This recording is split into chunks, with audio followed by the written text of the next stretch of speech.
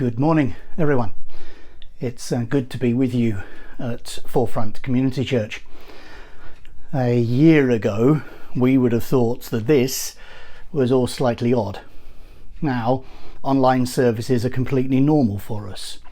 We've got used to COVID having changed the way we do things, whether that is family gatherings, church services, work, or even, seeing as it's February the 14th, celebrating Valentine's Day, if that is something we would normally do. These two things, lockdown and love, if you like, are a really good place to start when considering our topic for today, which is the Trinity.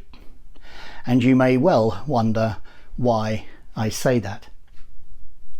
Well, it's because these two things tell us something about what it means to be human. And as they do that, they help us to see why the Trinity is so important for us today. And as we go on this morning, I hope that this will become clear to all of us.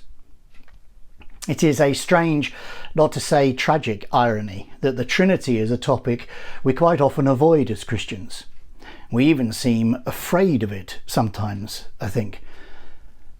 But the belief that there is one God in three persons is perhaps the central teaching of the Christian faith. Without this, nothing else really makes sense. So it's good to remind ourselves of this truth. It's also good to remember that biblical doctrines are never there just to give us information. They're never there just for head knowledge. They're always there to encourage us in our Christian life, to help us be better children of God.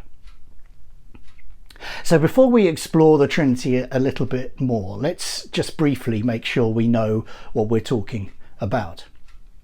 It's often been pointed out, and it's true, that the word Trinity is not found in the Bible. Some people would say that this means it's a concoction of humanity.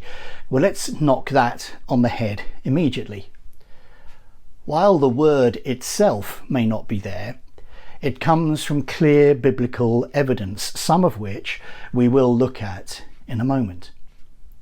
The doctrine, the teaching, says very simply that the Bible reveals to us that there is one God, and that this one God exists in three persons: the Father, the Son, or the Word, and the Spirit.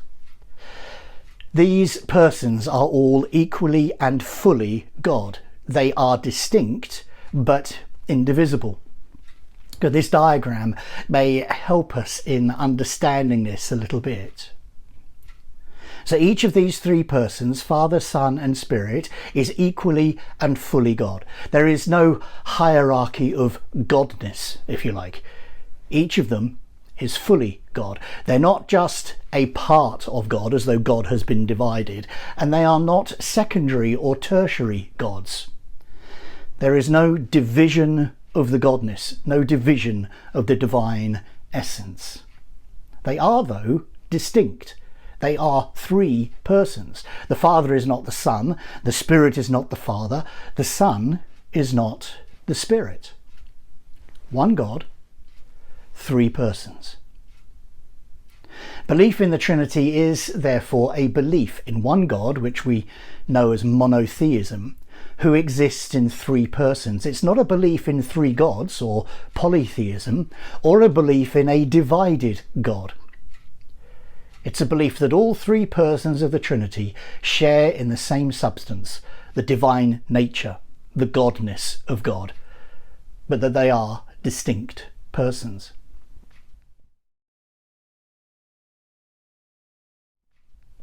Now, you've already seen that one of the problems we face in describing and understanding this doctrine is that we do not have the words to use. This is something which is, well, it's beyond our comprehension. I don't think we should be afraid of saying that. If I could fully understand God, I would, I think almost by definition, have become God.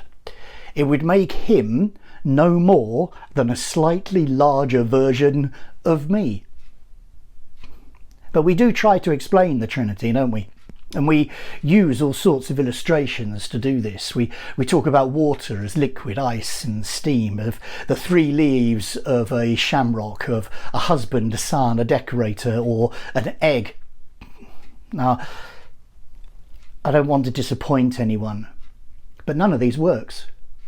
All of them fall down in one way or another, and if we're not careful, they lead to what can only be described as heretical beliefs. All of them. So I'm going to suggest that we should actually avoid using them. However boring it may seem, we need to stick with what we know and accept that the intricacies of the relationships between Father, Son and Spirit are in fact beyond the understanding of humanity. Ultimately, we have to remember that the only things we can know about God are those he has chosen to reveal to us. We can know nothing more, but then we don't need to. God has revealed enough about himself for us to know him, not fully, but truly. And that is where the 2 short passages from Exodus, which were read earlier, come into their own. First, God reveals himself by his titles, the God of Abraham, etc. And we often refer to God by his titles, be it Lord, Sovereign, Almighty, Father, depending on the context, and this is absolutely right to do so. But God also has a name, and this is what Moses asks for. He asks for God's name. And God replies by revealing this name to Moses, the I am who I am, or Yahweh. And this name is obscured by most English translations. We use Lord with small capitals, but Lord, of course, is a title. Yahweh is a personal name. It reveals to us that God is personal. Not that God is a person as we understand it, a human being, rather that if we have personhood, it is a reflection of the fact that God has personhood. It is a reflection of divine personhood. So when I refer to God as 3 persons, I don't mean that he's like you and me. But the fact that God is a personal God opens up the possibility for relationship. It tells us that God is approachable, even if it is, as Moses learns, with our shoes off, because he is holy. If the revelation of God's name was fundamental to the Jewish understanding of God and remains fundamental today, there is something else which underpinned the whole of Jewish faith. In Deuteronomy chapter 6 and verse 4 we read, "Hear, O Israel, Yahweh our God, Yahweh is one." This is the basic creed of Israel. It's known as the Shema, after the Hebrew for hear. It sums up the essence of the Jewish belief in God. In an age of multitudes of gods, of polytheism, Moses reminds the Israelites that they were called to serve one God. And this is a unifying thread that runs throughout God's dealings with his people in both the Old Testament and in the New. It doesn't matter whether we think of Isaiah or we think of Paul. The same message comes through.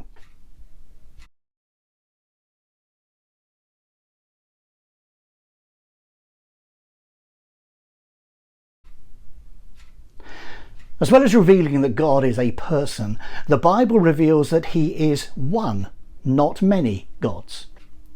It was this truth of the personality and uniqueness of God, the essential unity of God, that was the background to the birth, life, death and resurrection of Jesus.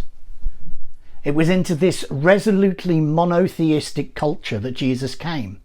And it is within this monotheistic culture that the truth of the Trinity is revealed, which in some ways just makes it even more wonderful.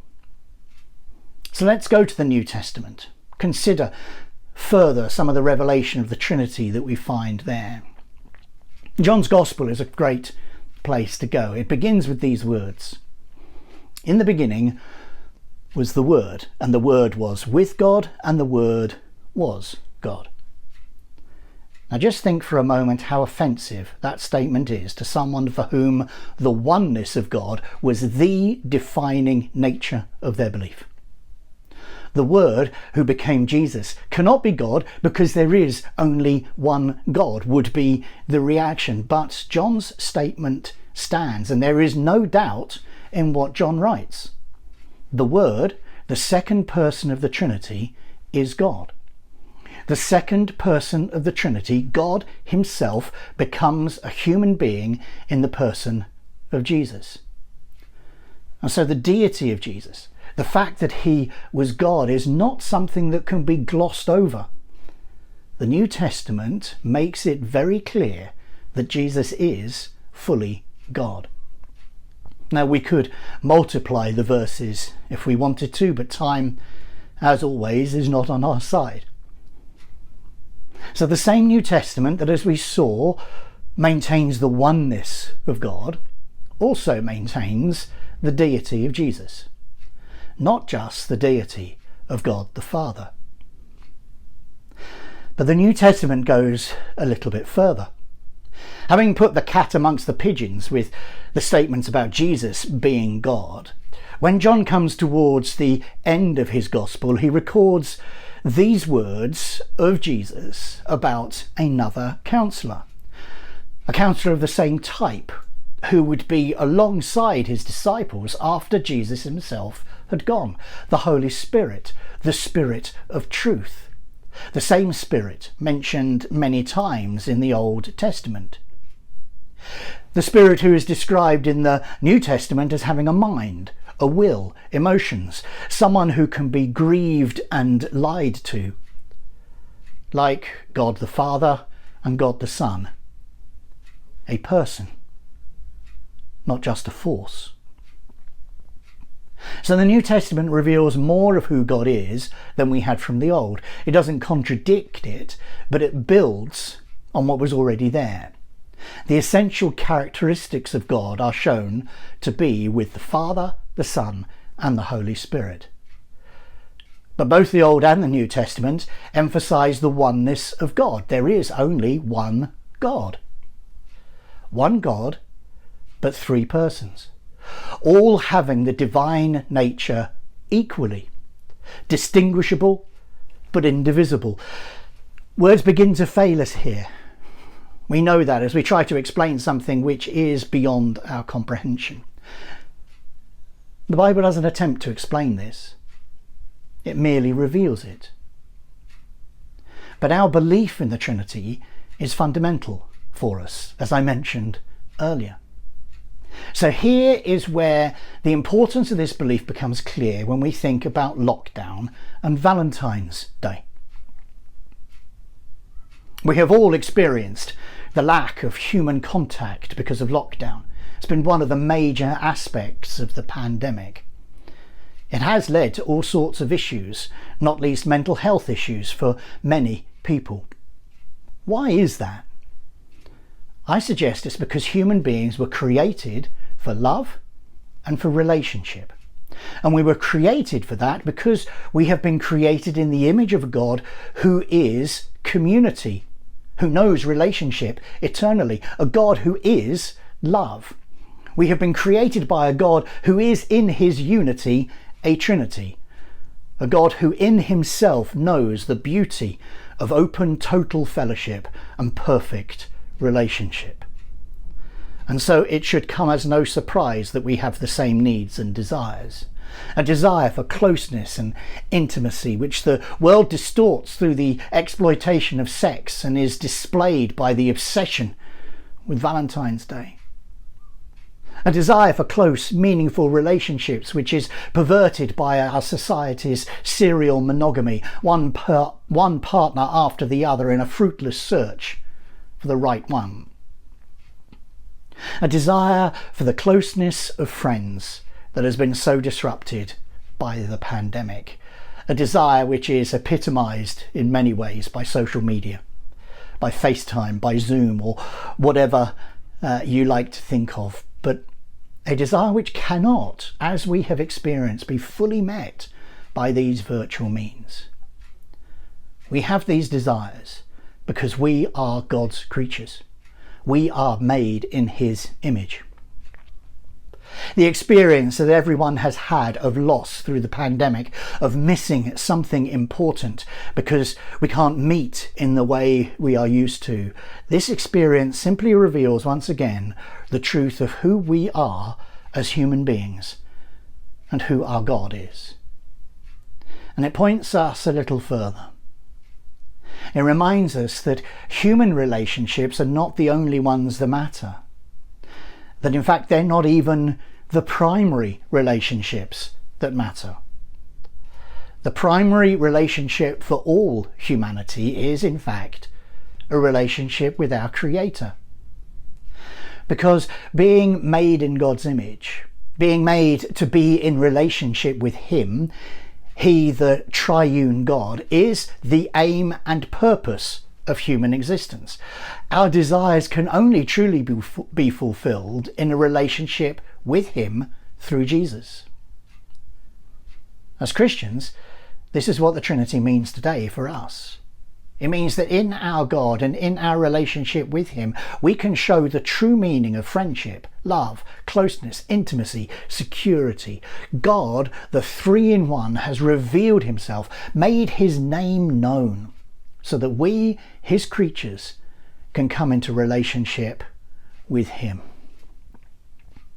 John, again, is the one who sums this up, and in fact near the beginning of his gospel, when he says this: "To all who received him," that is Jesus, "to those who believed in his name, he gave the right to become children of God." This week, if you are a child of God, enjoy the reality of that relationship. Enjoy the truth of the Trinity. And take any opportunity which arises to share and to show that truth to others.